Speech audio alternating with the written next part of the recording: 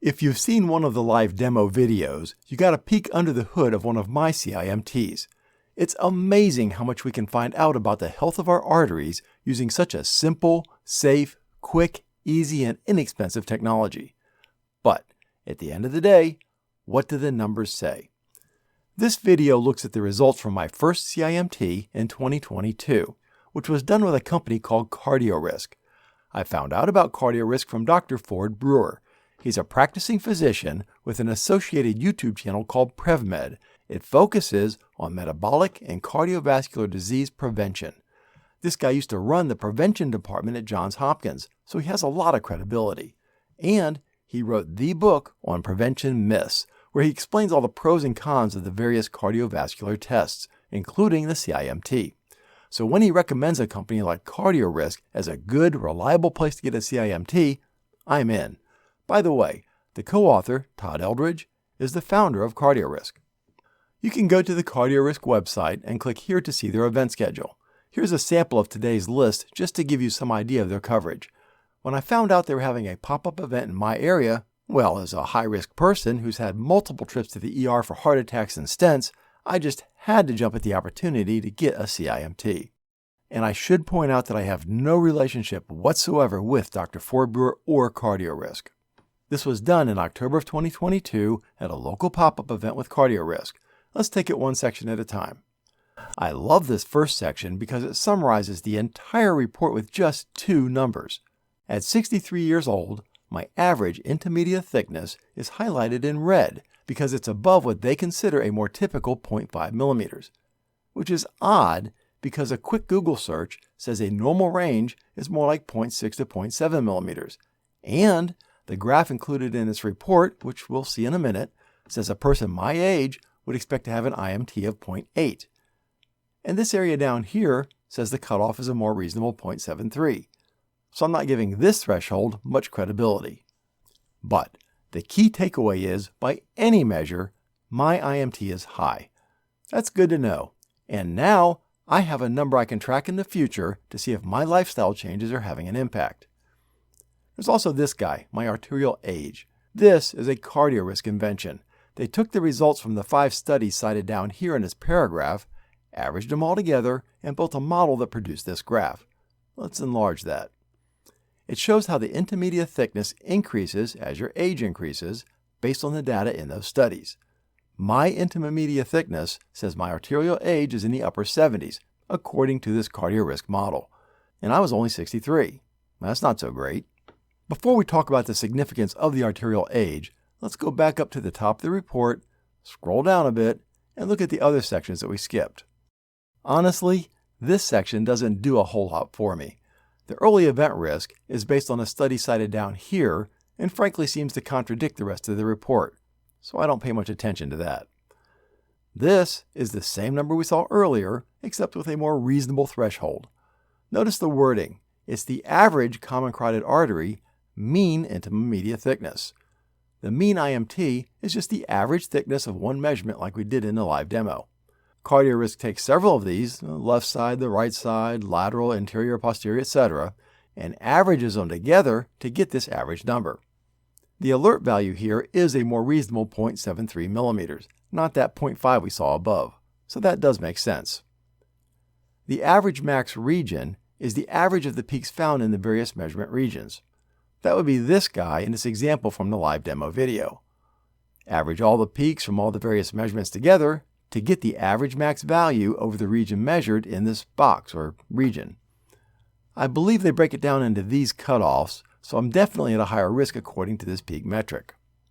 So given the average IMT and the typical peaks, you get a good feel for what your plaque looks like and where you stand.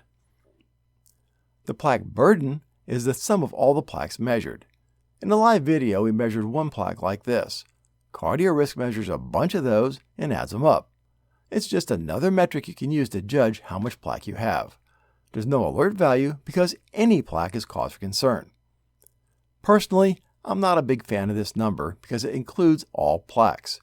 This would be much more helpful if it had a breakdown of the plaque burden for each type of plaque, so I can see if I have more soft plaque or hard plaque, for example. That's really important to know. This section gives us a little more insight. It shows us the largest thicknesses found in the left and right common carotid artery, the bulb, and ICA. I don't know why they didn't include the ECA. And it tells us what kind of plaque, soft, heterogeneous, or echogenic, which is the hard plaque, but we already used the H.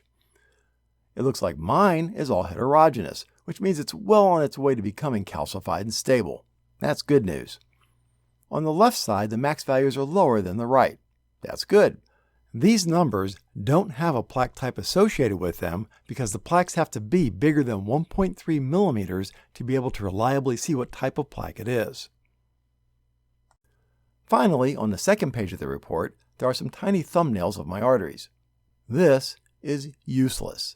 These images aren't labeled, so you have no idea what you're looking at or what the significance of each image is. And you can't even get the originals. Wouldn't that be great if you could click on any image and download the original high-res image to study? There are some cryptic labels here. It sure would be nice if they provided a legend. So this sheet is currently a waste of paper, but it could be such a huge asset if done right.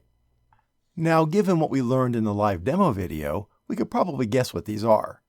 This is probably the left carotid bulb transverse view, which would make this the right carotid bulb transverse view. This is probably the left ICA, which would make this the right ICA. And this is probably a Doppler flow of the left ICA. These are probably the left and right carotid bulbs, because you can see the bulb and the buildup of plaque that we saw in the live demo video. So that makes sense. And I'm guessing these are where the IMTs were taken, as this looks like the CCA and bulbs, and we can see the intima-media layers and the same plaque buildup that we saw in the live demo. But that's all guesswork without a proper legend and image labeling. And how would someone who hasn't seen the live demo video even be able to guess? I mean, come on, CardioRisk, toss us a bone here. Again, this collage of images could be a huge asset, but right now, it's just a waste of paper. What all of this boils down to is, I have plaque, and it's mostly heterogeneous, which is good news. It's not the soft plaque that could rupture and cause a clot in the bloodstream. How is that significant? Well, it depends on who you are. You're high risk because you know you have plaque. I've been to the emergency room 3 times for heart attacks and have 6 stents installed to open up the arteries from the plaque buildup. So am I surprised that the CIMT found plaque? No, of course not. For high-risk folks like me, the value of the CIMT is it gives us a way to safely and inexpensively track and monitor the health of our arteries as we try to improve our metabolic health. Or, I suppose you could use it as a way to watch your arteries deteriorate if you don't change your lifestyle. Either way, it's a valuable resource. For folks who haven't had a heart attack and don't have any symptoms, this is priceless. You also now have a quick, simple, easy, and inexpensive way to track your artery health, and, most importantly, you did it without a trip to the emergency room, which is when most people find out for the first time they have plaque. You now have the ability to get out ahead of future heart attacks and strokes and do something about it before it happens. And that is priceless.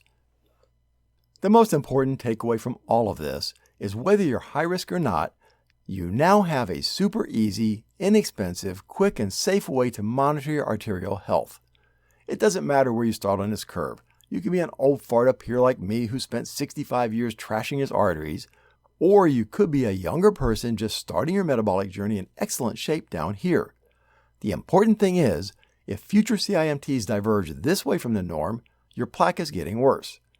If future numbers run a parallel course, then you've stopped the progression of plaque and you're aging normally. If your numbers diverge this way from the norm, then you're reversing your plaque. Dr. Ford Brewer has a number of videos on reversing your plaque. I can't encourage you enough to get a CIMT. Once you have that as a baseline, then in the future you can do it again and again as often as you want to track your progress because the ultrasound technology is super safe. Unlike most of the other tests in this space like the calcium score or the CT angiogram that expose you to radiation. So how am I doing? I was averaging a heart attack every 18 months, so I'm committed to getting my CIMT done every year. It's so quick, easy, and inexpensive. Why wouldn't I do it? This was my first CIMT and was in October of 22. And while it gives me a good starting point, what I really need to see is a trend so I can see if I'm getting better. I'm recording this video 4 years later in 2026, so I have several years of CIMTs now to start building that trend. Join me in the next video where we compare this 2022 baseline CIMT with my CIMTs 1 year later. And yes, that was plural CIMTs. I actually did 3 CIMTs that year from different companies so we can compare and see what the differences are. Click here to see those results as we start building our trend.